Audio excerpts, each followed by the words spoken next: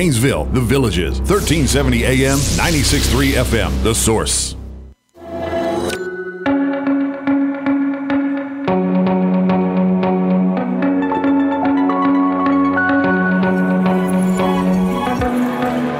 All right, 25 minutes before 11 o'clock. Thank you for tuning in. Nice looking day out there, Robin. Gorgeous. Beautiful looking day. So we've done radio, we've done talk shows for a very long time. And when you do a talk show, it invites conversations and it invites debates. And I've had my share of debates, and so have you, regarding religion and faith and science. And I don't know that I know the answers to anything. I don't know that I know the answers to any of the big questions. You know, I don't even know what's for lunch, Robin. I don't know. You like to be surprised. I like to be surprised.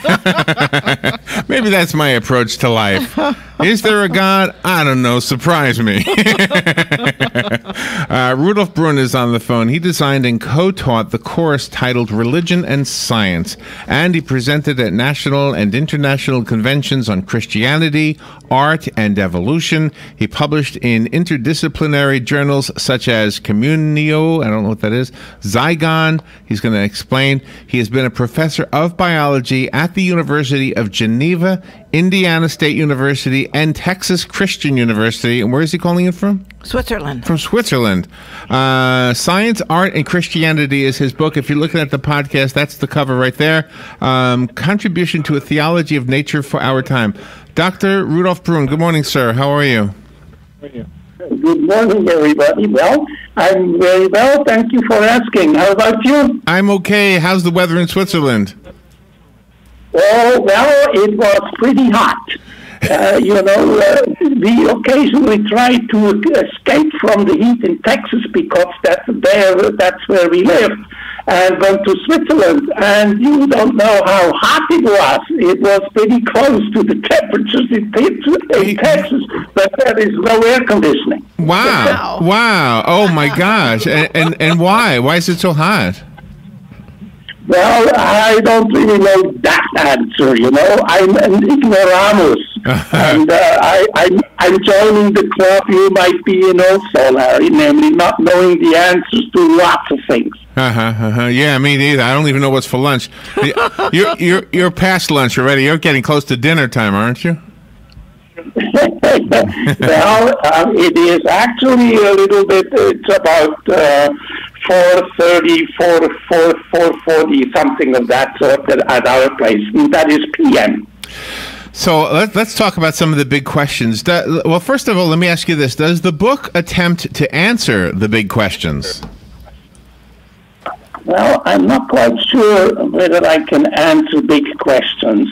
I can try to approach them a little bit from a perspective that kind of developed into my brain over the years.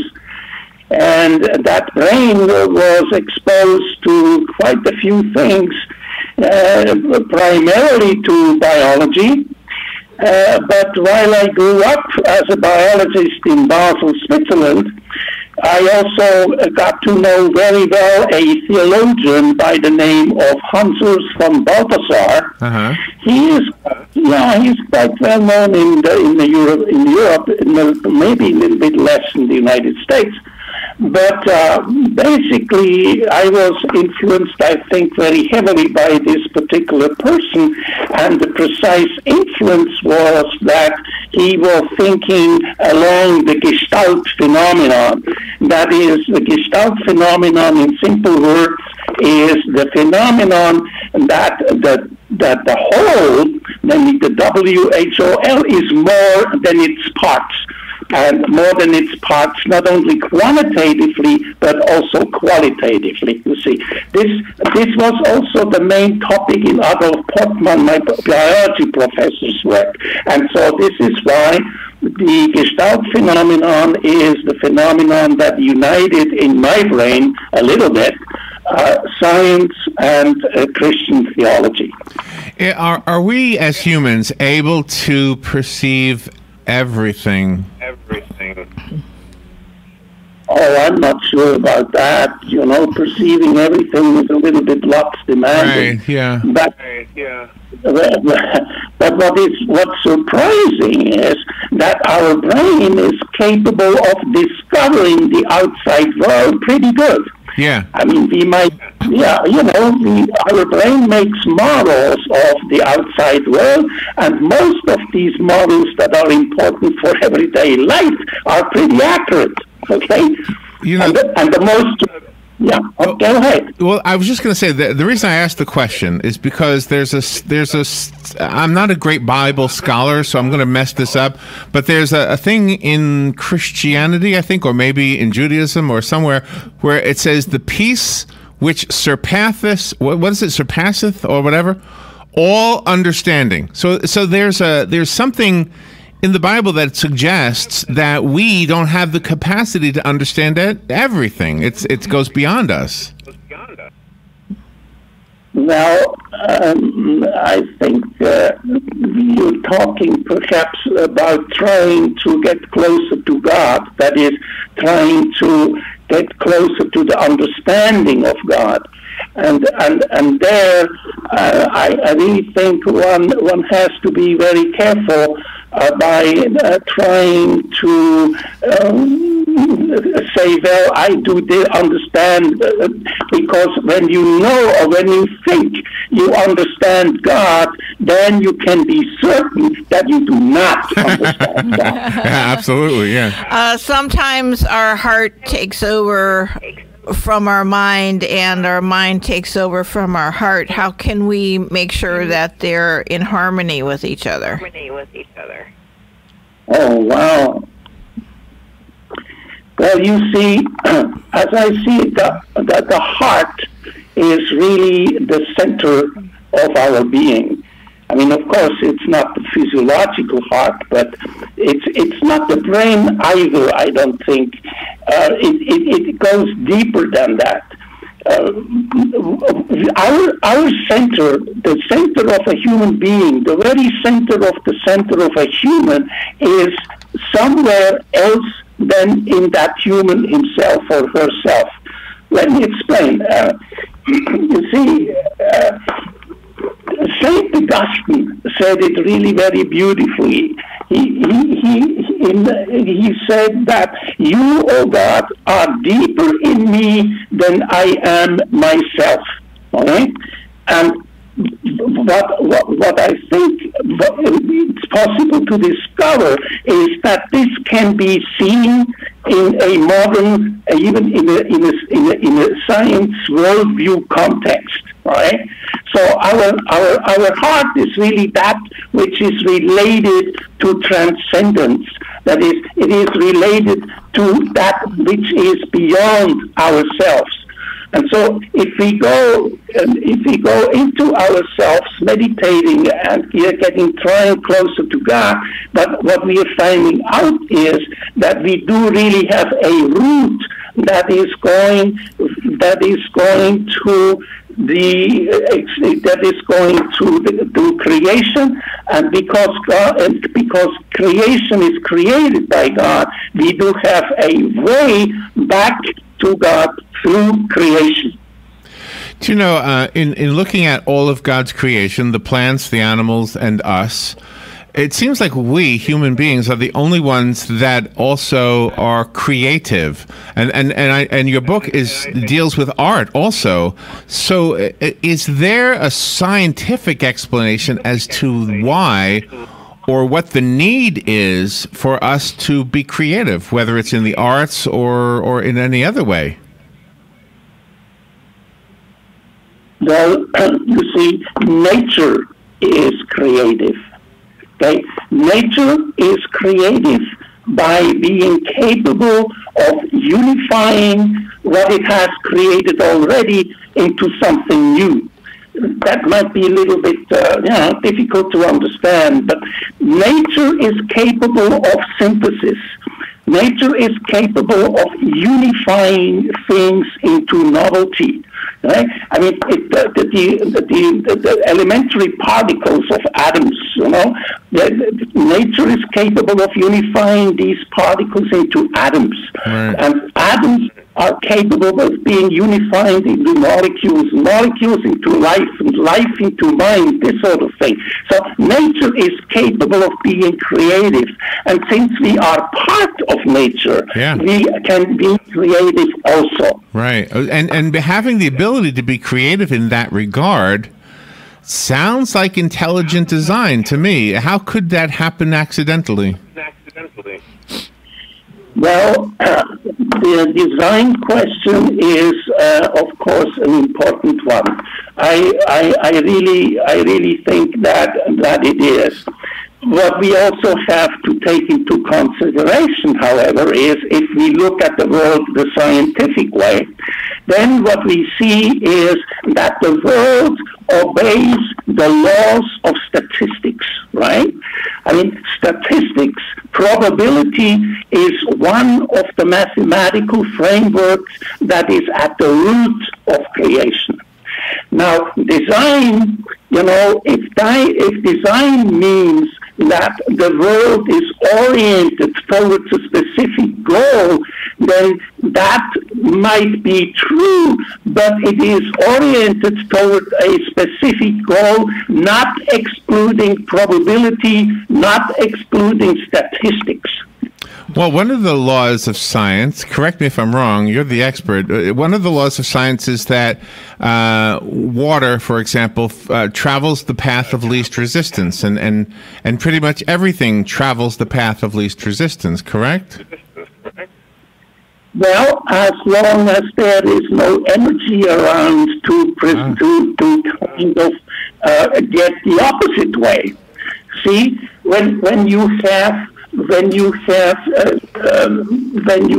entities that take up energy, then these entities cannot quite be understood by simply saying everything goes downhill. There are things, not only things, but the entire universe kind of goes uphill. And why is that? It is because there is a tremendous amount of energy in the universe that kind of is rooted in the Big Bang explosion that is capable of getting the synthesis going I was speaking about earlier. Right. See, this is the part that I've always wondered about. If everything starts with a Big Bang, and then somehow fast forward to life itself, just to kind of move ahead with the conversation, all of a sudden on this planet, there's one single cell of life. And then there's two single cells. And they're always like an amoeba splitting and becoming another one, correct? Isn't that what happened? Yeah, that's essentially that life is capable of producing more life. Right. Yeah, that is. So what happened along the way that required... Since life could reproduce itself, what happened along the way to require two sexes? Why did that happen? Why is it Why is it necessary for two sexes? Why couldn't we just be reproducing? Like, why couldn't I say, okay, ready for I'm going to split and get a son. Here he is. Why couldn't we do that? Well, that's a very good question and a difficult one also. But let me just say, commenting that in amoeba, for example, or in a bacteria or so, there might be more sexes than just two. Okay, there might be four, for example. So it's not absolutely necessary that there are two sexes for propagating life. There are also organisms that can propagate all by themselves. They don't need the females. Don't need males, for example. Right. So that's parthenogenesis. Right? Now, why that is that sex emerged in evolution is a rather complicated question, but it has to do with genes that are different in males and females. And if these genes are kind of remodeled and are kind of reshuffled in males and females, and if you have fertilization, then you have by each fertilization basically a organism, the genes of which never ever have existed in that configuration before. Right? So in other words, sex makes each individual specifically. Each individual specific. That is, each individual is a construct of nature in human terms to see how well it works, competing with other such individuals. Do you know there was so the survival then of that one which is best fitted, they have the most the genes that are best adapted to the particular situation that organism is finding itself into, that will propagate more than the others. Right. And this is why sex is so important, because it gives survival chances in a statistical way to a wide group of individuals. Right, and that what you just said right there is so fascinating, because in order for that to happen, there must have been some way that the organisms knew that they needed to have some information from two different parts in order to evolve. A single cell animal wouldn't evolve. Only an organism that requires two sexes could possibly evolve. And if that was true, then you would have to have, again, it goes back to evidence of intelligent design. How could that happen by itself? Well, even if you do not have two sexes, if an organism is propagating itself without an opposite sex, you still can have mutations, because when genes are copied, then mutations might have by mistake. Okay, and in other words, you can have evolution because there is by splitting apart, one organism splitting apart into two, the two might not be identical because there are mutations that might happen. So you don't really need obligatory two sexes. Two sexes help the process. Right. One can imagine that one organism all by itself is capable of propagating, and its offspring then producing replication errors, so that there is variation. That is the key. You need to have variation. Yes. So that natural selection can select the best fitted individual. Dr. Brun, I've read many articles or not many, but I've read some articles that say that sperm and ovaries have memory. So a woman's ovaries have a memory of what that woman has gone through in her life, and a man's sperm have memories. This is a very interesting topic. Whether, I don't know if it's true or not, but this is what the article says. So if my memories get together with my wife's memories and produce a child who becomes a little bit better than both of us, that's a little micro evolution, isn't it? Yeah, but I have to disappoint you a little bit. From a scientific perspective, and especially from a geneticist perspective, sperms and eggs do not have memories of what has happened to the person that produced sperms or eggs, right? That's a Lamarckian idea, and that has been around for a while, but I think as a scientist, I have to say we have eliminated that possibility so far. Let me just reintroduce you. Rudolf Brun is our guest. His book is called Science, Art, and Christianity. What a fabulous conversation we're having with Dr. Brun over in Switzerland, where it's as hot as Florida right now, right? Go ahead, Robin. I have to bring up the music part because you had brought up music in your book as saying that to have music is to be the closest you can to God. Larry and I have a friend that was brought up in Eastern Germany when the wall was still up. And then when the wall came down, she was able to go to church and learn about God and Jesus, and the best way she learned about Jesus and God was through songs. She joined a choir, and those songs really made an impact on her. Oh yeah, you know, music reflects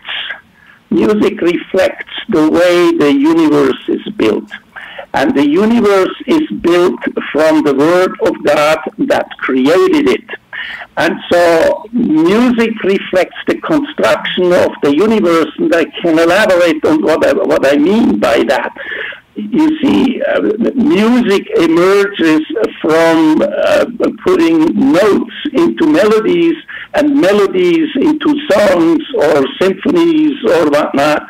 See, these are elements that are synthesized into new things, just like in nature, whereby you also have material that's already here being synthesized in something totally new. And in music, you can actually listen to this process.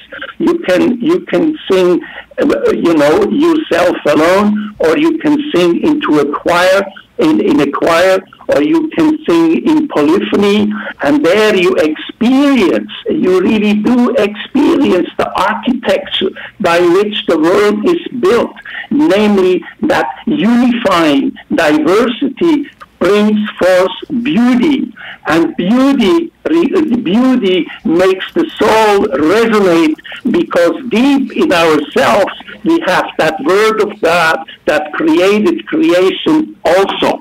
And so we have a very good, wonderful contact by being musicians or singing or making music. You know, that gets us closer to the construction of the universe, gets us closer to the Word of God that created it. Wow, that's fascinating what you just said. So Christianity promises eternal life. Is eternal life scientifically, I mean, what does science say about the possibility that we live eternally in another realm? Well, I think that might be a little bit beyond science, you know.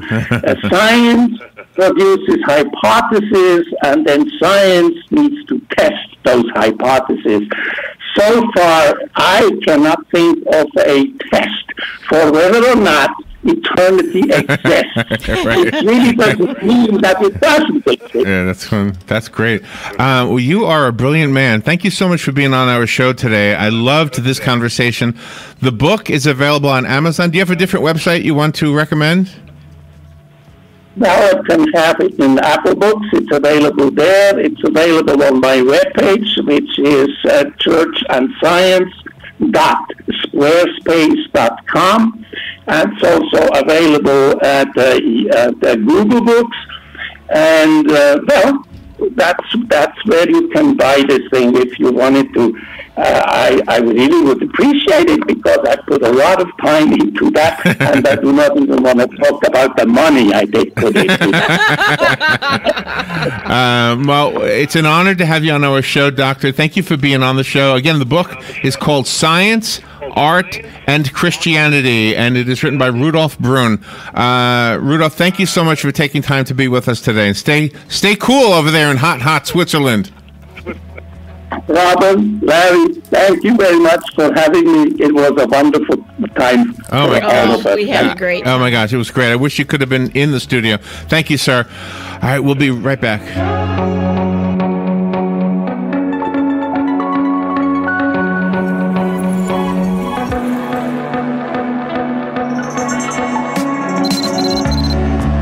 Broadcasting from the Paddock Mall Studios, this is WOCA, Ocala, Gainesville, The Villages, 1370 AM, 96.3 FM, The Source.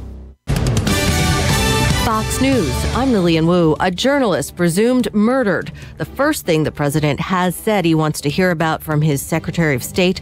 The two men now behind closed doors at the White House following Mike Pompeo's return from a trip which included Saudi Arabia and Turkey. That's where Jamal Khashoggi was last seen entering the Saudi consulate. Overnight, we saw Turkish investigators again searching the consulate as well as the consul general's residence. That's been a key part of their investigation all along. And now they do continue to insist that Khashoggi was killed, tortured and dismembered inside those diplomatic missions. Fox's Benjamin Hall.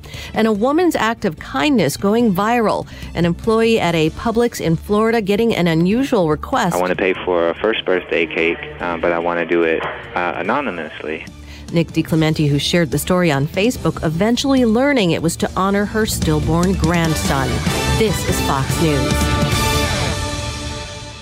It's been called shell shock, war neurosis, and battle fatigue. Today, we call it post-traumatic stress disorder, and it affects 1 out of every 5 warriors returning from battle in Iraq and Afghanistan.